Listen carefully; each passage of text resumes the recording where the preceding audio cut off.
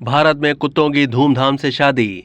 भारत में कुत्तों की जोड़ी की धूमधाम से शादी कर दी गई और इस शादी की तमाम रसूमात हिंदू मजहब के हिसाब से अदा की गईं।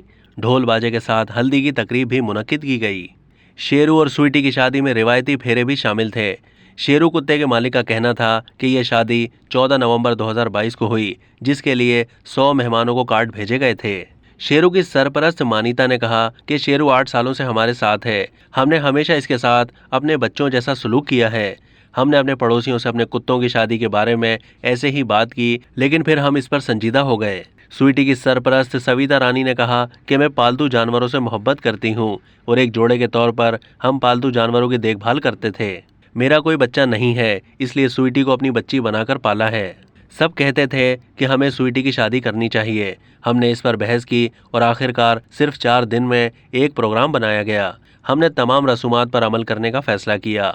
उन्होंने मजीद कहा कि लोग कहते थे कि पुलिस हमें उठाकर जेल में डाल देगी, लेकिन हमें कोई परवाह नहीं है क्योंकि हम बेऔलाद जोड़े हैं और यही हमारी वाहिद खुशी है। इसलिए आज मेरे शौहर भी खुश हैं क्योंकि हमने स्वीटी की शादी की है। अब तक के लिए इतना ही। मजीद मालूमात के लिए डेली जंग के यूट्यूब चैनल को सब्सक्राइब कीजिए।